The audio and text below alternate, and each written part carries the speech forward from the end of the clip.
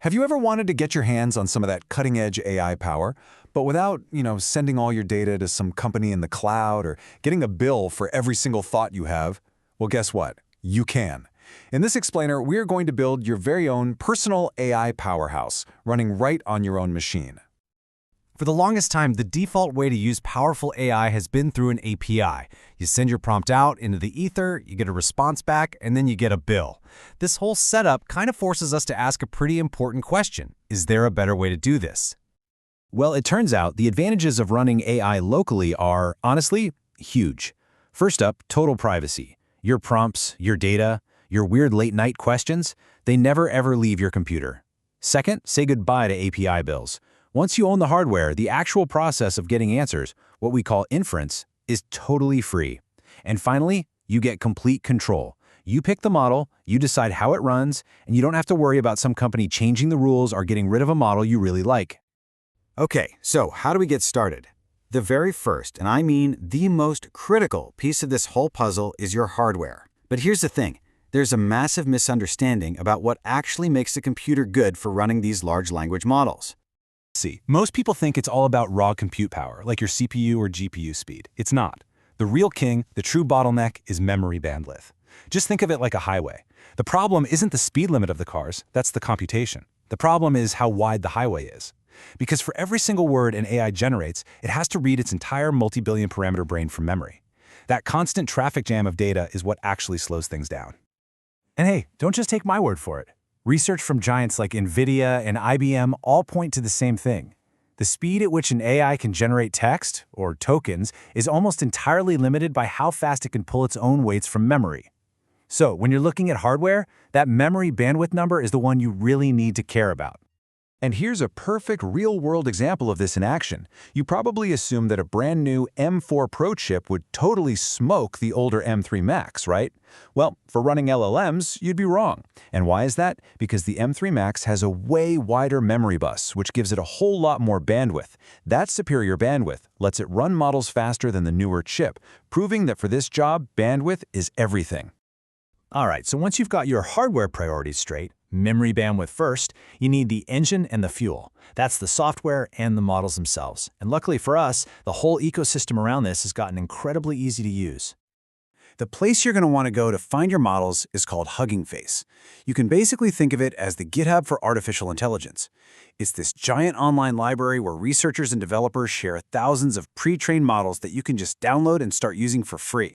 Now, to actually run these models, there are two tools that are the clear winners right now: Ollama and LM Studio. The choice between them is actually really simple. If you're a developer who's comfortable working in a terminal, Ollama is fantastic. It's a command line tool with a great API for plugging into your other projects. But if you'd rather just have a nice graphical interface, LM Studio is perfect. It's a desktop app that lets you browse, download, and chat with models in just a few clicks. It's awesome for beginners or just for trying things out quickly. Now, you might be sitting there wondering, okay, but how on earth are we supposed to fit these absolutely massive, cutting-edge models onto our home computers? And that brings us to the secret technique, the real magic trick that makes this whole thing possible: quantization. In the simplest terms, quantization is just a really, really smart compression technique. It takes all the numbers that make up the model's brain, its weights, and it reduces their precision. And the result? It shrinks the model's file size down, like way down, often by 75% or even more, with a surprisingly small hit to its overall quality. Just to give you a sense of scale here, let's take a big 70 billion parameter model. In its original form, at full precision, the files for this model would be about 140 gigabytes. I mean, that's just way too big for pretty much any consumer graphics card out there. But after we apply 4-bit quantization, that same 70 billion parameter model shrinks all the way down to about 42 gigabytes. Now that's still pretty big, but it's suddenly in the realm of possibility for high-end consumer hardware. It's an incredible technique. So when you're browsing for models, you're going to see all these weird file names that look like pure jargon, but it's actually telling you exactly what you need to know.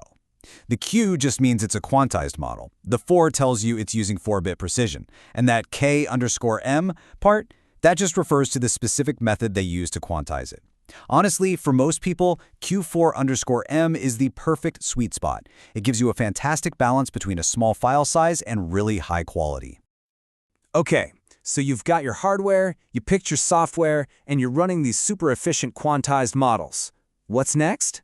Well, for those of you who really want to go deeper, the next level is fine-tuning. This is where you take a general model and turn it into a specialist.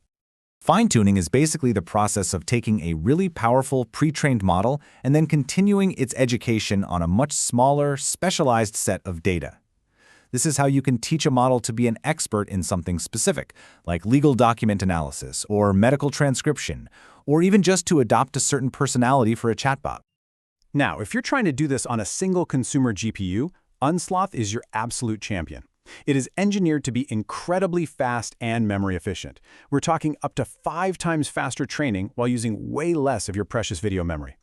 It's really what makes fine-tuning possible for people without a server farm in their basement. Then, for those who really value flexibility, you've got Axolotl. It supports a massive range of models and uses these simple configuration files to manage everything. You just lay out your plan in one file, and Axolotl takes care of the rest. It's also known for being really good if you have a multi-GPU set. And finally, for the researchers and developers who want total control, the people who want to get their hands on every single knob and dial, there's TorchTune. It's the official library from the PyTorch team, so it gives you direct, low-level access to the whole training pipeline. There are no hidden parts. It's designed for people who want to customize absolutely everything. And there you have it. Seriously, from understanding that crucial hardware bottleneck to picking your software, downloading models, and even taking the first steps into fine-tuning, you now have the complete blueprint for your personal AI powerhouse. So let's just recap that blueprint real quick. For your hardware, forget everything else and prioritize memory bandwidth. For software, grab the developer-friendly Llama or the super easy LM Studio. Find your models on Hugging Face and make sure you get the GGUF format. And then use the magic of quantization, start with the Q4_K_M version to make it all run beautifully. The era of being totally dependent on cloud APIs is coming to an end. The tools to build your own private, powerful, and basically free AI systems are right here in your hands. You have the blueprint, so the only question left is, what are you going to build with it?